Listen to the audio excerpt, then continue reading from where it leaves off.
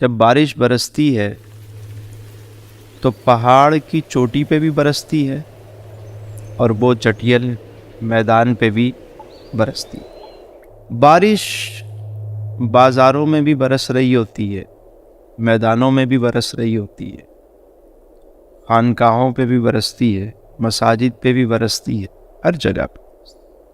باغ میں بھی بارش ہو رہی ہوتی ہے، کیچڑ پہ بھی بارش ہو رہی ہوتی ہے۔ مگر جب بارش ختم ہوتی ہے اس کے بعد اگر ہم جائزہ لیں تو پہاڑ کی چوٹی پہ ہمیں پانی کا قطرہ نظر نہیں آتا۔ اگر نالا ہے، برساتی نالا ہے، اس میں تھوڑا پانی ہوگا، ندی ہے تو اس میں اور زیادہ ہوگا، کوئی جھیل ہے تو وہ لبالب بھری بھی ہوگی۔ مگر پہاڑ کی چوٹی پہ بھی بارش ہوئی تھی، وہاں پانی نہیں، کسی اونچی جگہ پہ پانی نہیں ہے۔ پانی سارا اس جگہ پر ہے جہاں پر گہرائی زیادہ ہے۔ اپنا جتنا دامن جو وا کرتا ہے وہ اتنا ہی بھرا کرتا ہے، اور جو اکڑ جاتا ہے صرف فیض حاصل کرنے کی کوشش نہیں کرتا تو وہ محروم رہتا ہے۔ بارش تو برسی، رحمت تو برس رہی۔ آغاز رمضان شریف کا ہوتے ہی رحمت برسنا شروع ہو جاتی، یہ تو عشرہ رحمت ہے، خوب رحمت برس رہی۔ لیکن حاصل کرنے والے خوش نصیب ایسے بھی ہیں جو دونوں ہاتھوں سے رحمت کو لوٹ رہے ہوتے ہیں۔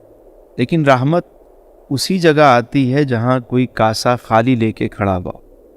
پیالہ خالی ہوگا تو بھرا جائے گا نا، پہلے سے ہی بھرا ہوا ہو، یا وہ سمجھ رہا ہے کہ مجھے ضرورت ہی نہیں ہے۔ تو رحمت ہمیشہ برستی ہے، حاصل کرنے والا ہونا چاہیے۔ میرے آقا کریم جان دو عالم صلی اللہ علیہ وآلہ وسلم اعلان نبوت سے پہلے بھی جب رمضان کریم کا مہینہ آتا تو میرے آقا کریم علیہ السلام تھوڑا سا ستو لیتے، کچھ کھجوریں ہوتی، تھوڑا سا پانی ہوتا، اور آپ غار حرا میں تشریف لے جاتے، پورا مہینہ گزارتے۔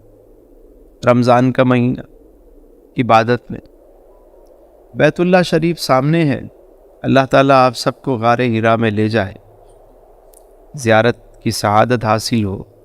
تو جب غار حرا میں داخل ہوتے ہیں تو وہاں جب کھڑے ہو کے آپ نماز پڑھیں گے تو بیت اللہ بالکل سامنے ہو، قبلہ روح ہے غار حرا۔ تو حضور علیہ السلام عبادت فرماتے وہاں اور تنہائی میں رہتے۔ اور پھر جب آقا کریم علیہ السلام مدینہ شریف تشریف لائے، وہاں بھی یہ معمول رہا کہ رمضان شریف کے مہینے میں زیادہ تر آپ اعتکاف کا اہتمام جو ہے وہ فرماتے۔ آخری عشرہ تو ہم نے سنا ہی ہے کہ وہ اعتکاف ہوتا ہی ہے، لیکن صحابہ کرام علیہم الرضوان آپ بسا اوقات پورا رمضان کریم جو ہے وہ اعتکاف میں گزارتے۔ کوئی 20 دن کے لیے اعتکاف کرتا، 10 دن کے لیے اعتکاف، کوئی پورا مہینہ اعتکاف کرتا۔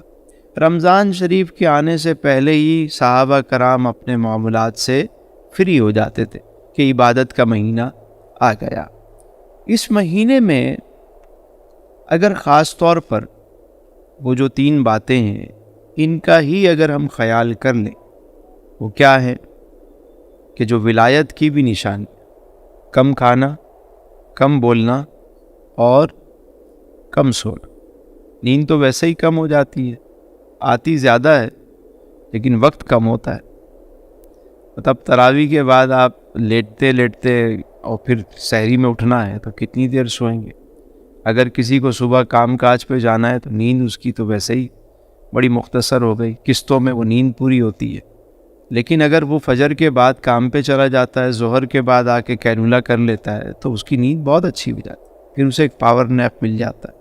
کم کھانا، اس میں خوراک ویسے ہی کم ہو جاتی ہے کہ آپ روزہ رکھتے ہیں، مگر ہمارے ہاں تو روزے کا مقصد ہی ہم نہیں سمجھ پائے آج تک۔ ہم تو جتنا پورا سال نہیں کھاتے اتنا اس مہینے میں کھا لیتے، جبکہ ایک انسان کو اگر صبح وہ ایک پیالہ دودھ کا لے لے، 3 کھجور کھا لے تو اس کے سارے دن کے لیے کافی ہے۔ مگر ہمارے یہاں سحر و افطار میں جو کچھ ہوتا ہے اور جتنا ضائع کیا جاتا ہے، اتنی زیادہ افطاری بنا لیتے ہیں کہ بعد میں وہ ضائع ہو رہی ہو۔ افطاری بعد میں کون کھائے گا؟ کھانا ہو تو وہ کوئی بعد میں کسی کو آپ پیک کر کے بھی دیں. افطاری تو وہ اس کے بعد ایسی چیزیں بنائی جاتی ہیں کہ تھوڑی دیر کے بعد وہ ویسے ہی. کوشش کریں کہ اس مہینے میں سحر و افطار میں ہم نے کم سے کم کھانا ہے تاکہ ہماری روحانی قوت جو ہے وہ بڑھنا شروع ہو جائے. لیکن جسمانی اگر آپ دیکھیں گے کہا جاتا ہے بھائی خوب کھاؤ. جب خوب کھاتے ہیں تو خوب مستی چڑھتی ہے, پھر خوب بولتے ہیں, خوب ہنستے ہیں. لیکن روحانی دنیا اس سے بالکل مختلف. وہاں کہا جاتا ہے کہ کم کھاؤ بلکہ بقدر ضرورت کھاؤ, لقمہ حلال کھاؤ. کیوں کہ جب تم کم کھاؤ گے اعضاء سارے سست رہیں گے, وہ مطلب اتنی مستی نہیں کریں گے. نفس جو ہے وہ مستی نہیں کرے گا تو انسان گناہوں کی طرف بھی کم جاتا ہے. بولنے کی اب دیکھیں نا, ابھی آپ افطار سے پہلے آپ سارے حضرات کے چہرے دیکھ لیں, بولنے کا دل ہی نہیں کر رہا کسی کا, کوئی بات بھی کرے گا کہ یار. لیکن جیسے ہی افطار کر لیں گے اس کے بعد دیکھیں پھر لاؤ میاں چائے لاؤ, اب کھانا لاؤ, اب یہ لاؤ تو اب وہ لاؤ. اور جیسے تراویح سے فارغ ہو جاتے ہیں پھر جو محفلیں جمتی ہیں وہ پتہ نہیں کون سے قصے بیان ہو رہے. اچھا, اس میں بھی ایک بڑی مزیدار لطیف بات ہے. ہمارے یہاں بچپن سے ایک کانسیپٹ ہے کہ سورس آف انرجی جو ہے وہ فوڈ ہے, کھانا ہی ہے. یہ ہمیں ایک مت ہے ہمارے یہاں کہ بھائی ماں بھی کہتی ہے بچپن سے, آج بچے نے جو ہے نا 1-2 پراٹھے کم کھائے ہیں, آج لگتا ہے بیمار ہے. منڈے نو کی ہو گیا, آج پراٹھے کم کھائے ہیں. یعنی ہمارے یہاں تو بچپن سے یہ مائنڈ سیٹ دیا جاتا ہے کہ زیادہ کھاؤ, اور پھر وہ آئلی چیزیں اتنی کھلائی جاتی ہیں, اتنی بعد میں کولیسٹرول بڑھ گیا تو دل کے امراض. ایک ذہن یہ ہے کہ کھائیں گے نہیں تو بیمار ہو جائیں گے, مگر اصل معاملہ یہ ہے کہ زیادہ کھا کے تو بندہ بیمار ہوتا ہے, کم کھا کے بیمار. یہ صحت مند رہنے کی علامت ہے کہ کم کھایا جائے, اچھا کھایا جائے, معیاری کھائیں لیکن کم کھائیں. سورس آف انرجی جو ہمارے معاشرے میں یہ سمجھائی جاتی ہے ڈاکٹر صاحب کہ وہ فوڈ ہی ہے, لیکن ایسا نہیں ہے کہ صرف food he source of energy ہے. آپ مختلف چیزوں سے سورس آف انرجی حاصل کر سکتے. مثلا درختوں سے بھی انرجی ملتی ہے. سورج سے وٹامن ڈی لیتے ہیں نہیں لیتے, سورس آف انرجی ملتی ہے نہیں ملتی. چاند سے ملتی ہے, آسمان سے ملتی ہے, ہر جاندار چیز سے سورس آف انرجی حاصل ہوتی, ہر جاندار شے سے. لیکن اس کا ایک طریقہ کار ہے کہ اسے کیسے کشید کیا جائے انرجی کو, یہ ایک ذرا ایک مختلف ٹاپک ہے. لیکن سورس آف انرجی ہر چیز سے لی جا سکتی, اور سب سے زیادہ جس چیز سے انرجی ملتی ہے وہ اللہ کا ذکر ہے. وہ اب آپ دیکھیے, ایک میں لطیف بات بتاؤں, یہ سب کو جو خاص طور پہ ذکر و اذکار کرتے ہیں, عبادات کرتے ہیں, انہیں یہ بات سمجھنی چاہیے کہ جب آپ اس دنیا میں داخل ہوتے ہیں جو جسے روحانیت کی دنیا کہا جاتا ہے, تو وہاں اس بات کا بڑا خاص خیال رکھنا ہوتا ہے کہ جب اذکار, وظائف, آپ قرآن کی تلاوت, درود شریف, جب یہ چیزیں آپ بڑھاتے ہیں تو وہاں آپ کو لازمی طور پر اپنی خوراک کو کم کرنا ہوتا ہے, کیونکہ یہاں سے آپ کو انرجی مل رہی ہے. اچھا, بسا اوقات لوگ خوراک کم نہیں کرتے, اذکار کو بڑھا رہے ہوتے, تو پھر کیا ہوتا ہے, بسا اوقات انہیں معدے میں شکایت محسوس ہوتی ہے کہ یار پتہ نہیں کیا ہو گیا, تکلیف شروع ہو گئی. وہ تکلیف در حقیقت زیادہ کھانے سے ہو رہی ہوتی, کیونکہ اب انرجی بہت زیادہ ہو رہی. ایک تو وہ ذکر و اذکار سے انرجی لے رہا ہے, دوسرا وہ خوراک بھی بہت زیادہ لے رہا ہے. تو آپ کو جہاں ذکر بڑھانا ہے وہاں پہ خوراک کو کم کرنا ہے. آپ نے بزرگوں کو دیکھا ہوگا, اللہ والوں کو دیکھا ہوگا, وہ کھاتے کم تھے لیکن ان کی انرجی لیول کیا تھا, اتنا ہائی تھا کہ جو ان کے پاس بیٹھتا تھا وہ بھی چارج ہو جاتا تھا. آپ نے دیکھا ہوگا نا کہ اللہ والے کھاتے کم تھے لیکن ان کی فٹنس بہت اچھی تھی. خود میرے آقا کریم علیہ السلام کی خوراک بہت کم تھی. آپ علیہ السلام بہت مختصر کھانا تناول فرماتے تھے.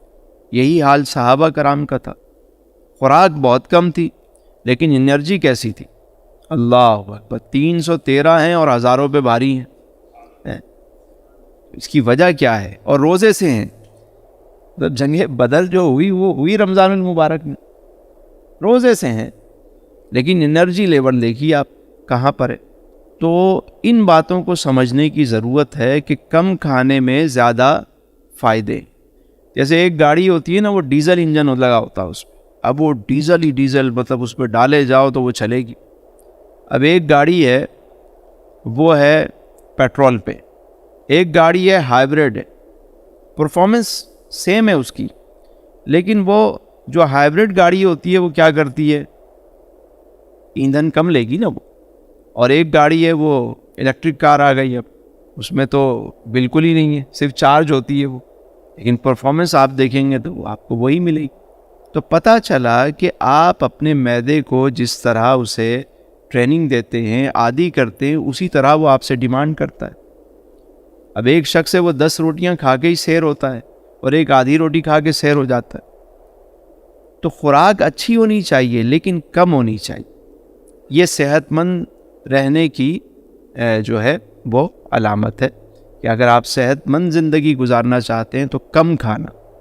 دوسری بات کیا ہے؟ قلیل الکلام، کم بولنا. کم بولنا جو ہے یہ بڑا اوکھا کام ہے، یعنی اتنا مشکل کام ہے کہ میں آپ کو بتا نہیں سکتا.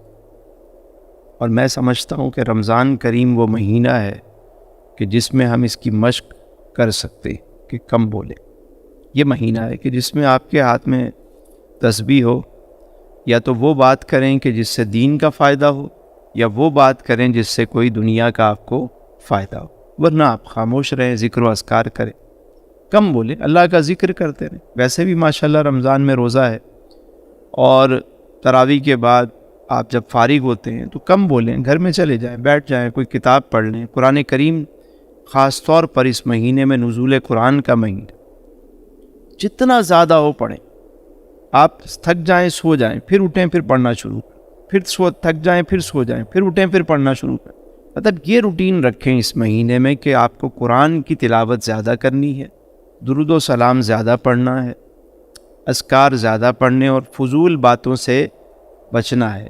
اس سے آپ دیکھیے گا کہ آپ کو روحانی طور پر اندر سے ایک تبدیلی جو ہے اپنے اندر محسوس ہونا شروع ہو جائے گی. تیسری بات کیا ہے؟ کم سونا، قلیل المنام. اگر کسی کو یہ یقین ہو کہ میں جاگتا رہوں گا تو کوئی غلط کام میں پڑ جاؤں گا، تو پھر اس کا سو جانا ہی بہتر ہے. ورنہ یہ ہے کہ وہ کم سوئے. اگر اس کو یہ پرابلم ہے کسی شخص کو کہ میں بیٹھوں گا تو خواہ میں کوئی ایسی چیز دیکھوں گا بیٹھ کے، کوئی ایسا فیل کروں گا، غیبت کروں گا، کوئی چغلی کروں گا، اس سے اچھا بھائی تو سو جا. تو سویا رہے گا، کم سے کم کسی برے کام میں تو نہیں پڑے گا. لیکن جو لوگ اپنے اوپر قابو رکھ سکتے ہیں انہیں چاہیے کہ وہ کم سوئیں، کم کھائیں اور کم بولیں. قلیل الطعام، قلیل المنام اور قلیل الکلام، یہ اس مہینے میں اس کی پریکٹس میں سمجھتا ہوں کہ اور مہینوں سے زیادہ اس مہینے میں اس کی پریکٹس بہت اچھے طریقے سے ہو سکتی ہے.